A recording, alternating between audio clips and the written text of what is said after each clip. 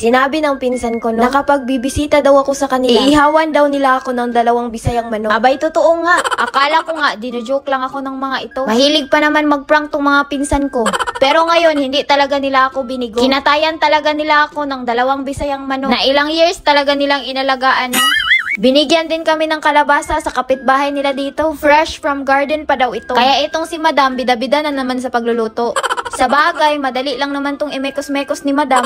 Madami na kasi ang nakapansin na puro pang high blood na lang yung niluluto ni Madam.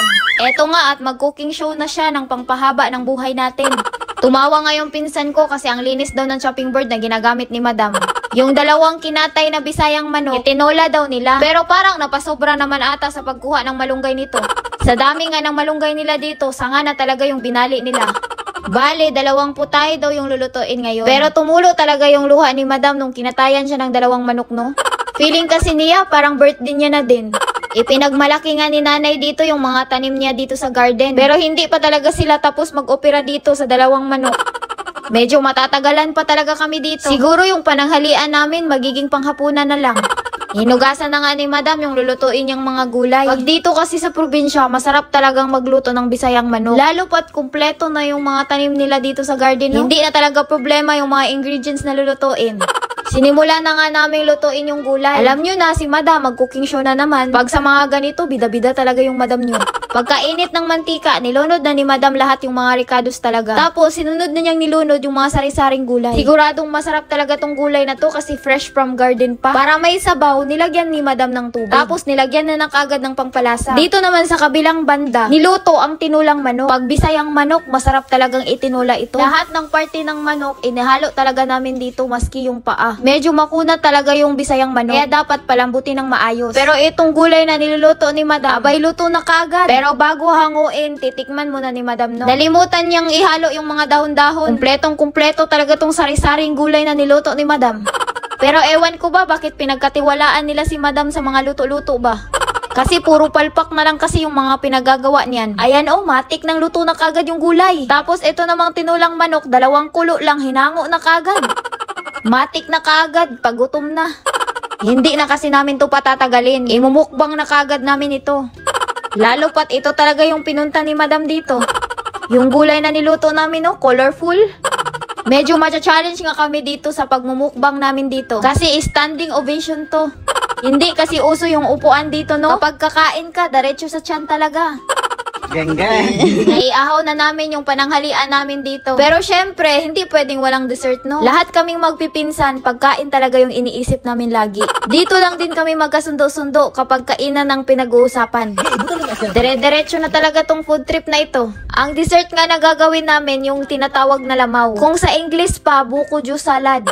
Ang kinukuha lang yung sabaw ng buko at saka yung laman ng buko. Basta yun na yun. Ito talaga yung favorite na panghimagas namin dito. Abay, kung hindi pa kayo nakakatikim nito, hindi talaga kumpleto yung buhay nyo. Kaya mas maiging mag-explore muna kayo. Pero mostly, ginagawa lang naman talaga to sa probinsya lang talaga. Ito yung nakakamiss na banding ba. For how many minutes and hours, natapos na din kami sa kakakudkud sa buko. Kaya isisimulan na namin tong imekos-mekos. Titimplahan kasi ito para lalong sasarap. Para matamis, lagyan ng condense. Para lumamig, lagyan ng yelo. Mga ganun lang kaising mga ingredients ba. Eto nga, tinikman na nga kagad ni Madam.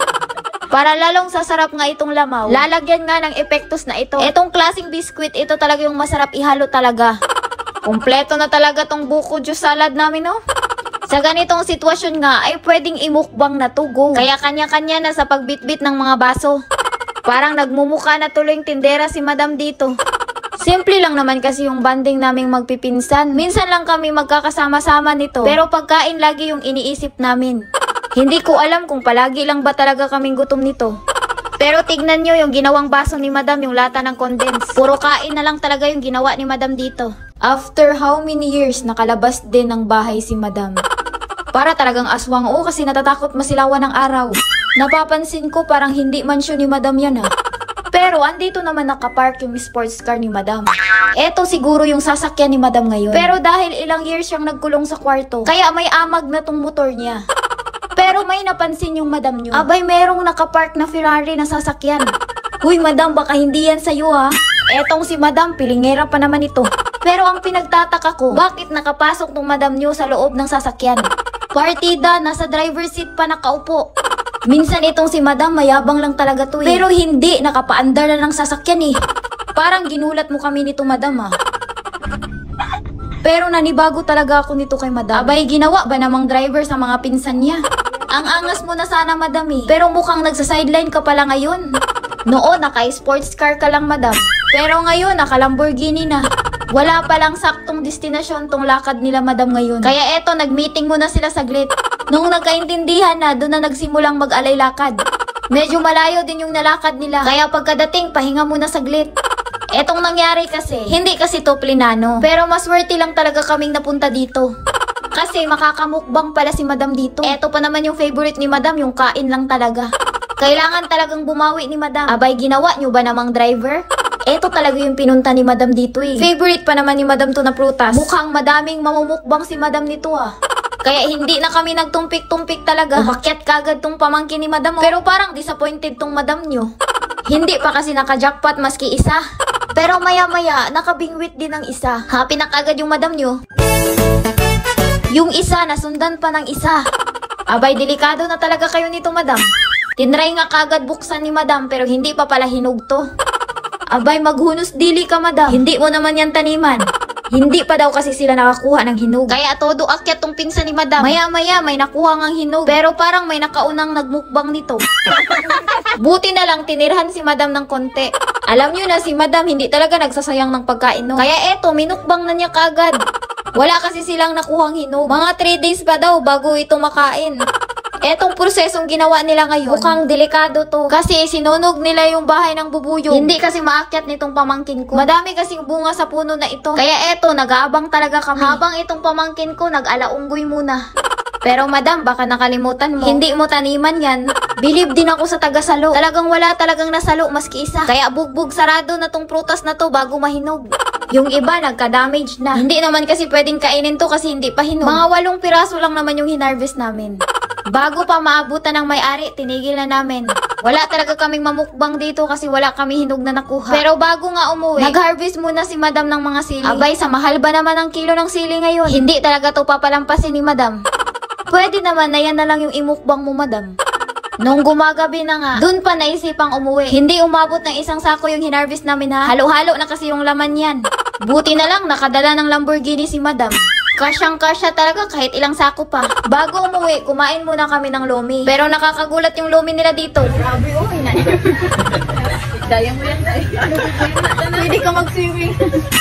Snack lang naman sana to. Pero dahil nakakalunod yung lomi nila dito, abay naging panghapunan na din to. Nilabas na nga ni madam yung daladala niyang epektus. Hindi na sindak sa paminta lang. Mas masarap kasi yung may sipa talaga ng onti ba. Hindi talaga pwedeng disturbuhin tong mga angkan ko. Kanya-kanya na talaga sa paghigop ng lomi. Sinabi ko kasi na ubusin namin tong lahat. Pero parang imposible na ata.